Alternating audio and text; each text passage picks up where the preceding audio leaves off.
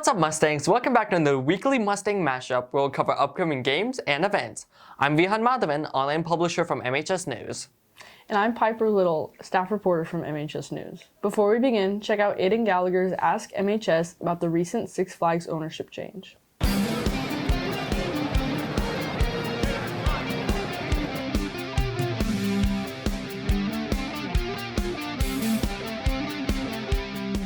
Well, I honestly love Six Flags. I go there every summer, so the fact that it's being bought out kind of sucks because it's such a great place. But I mean, I know it's kind of like the quality was kind of dropping in recent years, so the fact that I don't know, maybe it's a good thing. If they don't rebrand it completely, it'll probably be good because, you know, they needed a little quality boost. It's kind of sad. I mean, that's where I went with my little brother when we were little, and it's just sad to see the changes going on. Hopefully they don't change and get rid of any of the fun rides. I'm honestly kind of scared. I don't want them to tear down any of the good rides because I love all the rides they have, but I honestly just hope they rebrand it and make new attractions. I mean, if it's not rebranded to something stupid, I'm not that bothered. I mean, as long as they don't get rid of it, it's fine. Okay, but maybe with the new rebranding, they'll actually repair the park. That is true. I feel like it's unnecessary, really, but I understand Six Flags was kind of going down, was losing money, and I feel like even when it rebrands, I feel like we're still gonna call it Six Flags. It's still gonna be Six Flags. That is true. I think it's a good thing, honestly, because low-key Six Flags it's not that great. As someone who goes to both Silver Dollar City and Six Flags, Silver Dollar City is so much better, and most of the rides are kind of the same. Rather, Silver Dollar City has so much more variety, but Six Flags are all kind of just boring roller coasters that do one thing. So I think it's a good thing, honestly, because I'm getting tired of Six Flags. I feel like they shouldn't have rebranded because Six Flags is obviously an iconic place in St. Louis that everybody goes to. And I feel like it just wouldn't be the same if they didn't have their name and that icon status that they have right now. Welcome back. In sports news, tomorrow, varsity boys tennis will play against Lindbergh at 4:15 p.m., varsity girls water polo will play against Lafayette at 5:15 p.m., and varsity boys volleyball will play against Parkway South at 5:30. On Friday, varsity boys baseball will compete against Northwest High School at 4:30 p.m. Also on Friday, and continuing until Saturday, varsity boys tennis will compete in the Show Me Tennis tournament. On Saturday, varsity girls soccer will be up against Fort Zumwalt South at 10 a.m. Varsity boys baseball will play against Lebanon High School at 11 a.m. Finally, next Tuesday, varsity boys baseball will play against Lindbergh at 4:30 p.m. In other news, Saturday is the MHS Quadrant Art Show. It will include art from across every grade level. The event will take place from 11 to 2 in the Commons.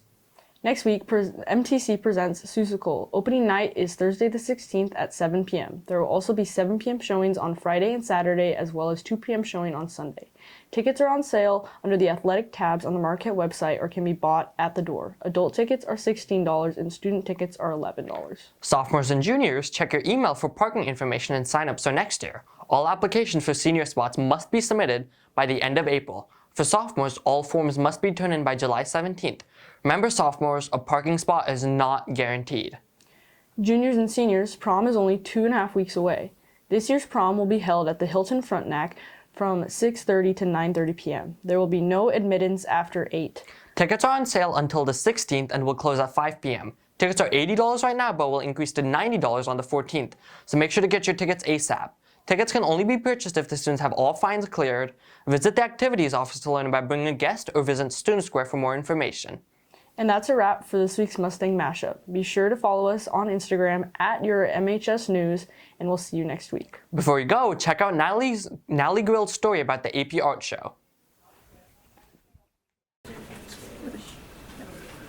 So the AP Art Show gives the kids an opportunity to experience what it's like to have a gallery show on their own. As someone in college, I had to have a BFA exhibit my senior year, and I had never had to curate my own work and display my own work in that capacity, so I always want the kids to have that experience. For the AP Art Show, we set it up all on our own. We picked what pieces we wanted to display.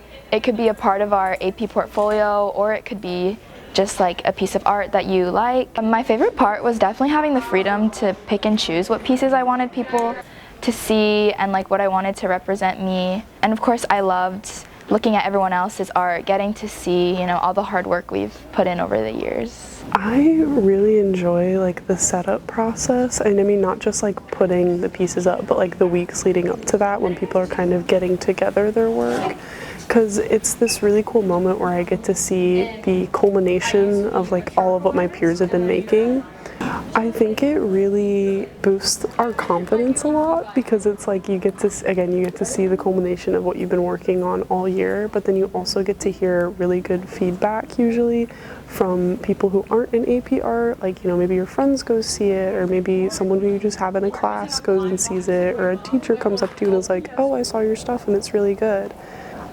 It's really cool. I know me personally, I mean, I spent several hours setting up for everything, so then the kids spent even longer setting everything up because they had to choose pieces that they wanted to have in their display. I think the kids had a fantastic show, and then if you missed out and didn't get to see the show and you want to come see the Marquette Quadrant show, a lot of the same artwork will be there, as well as other artists from Marquette, and that's on April 11th from 11 to 2 here at Marquette.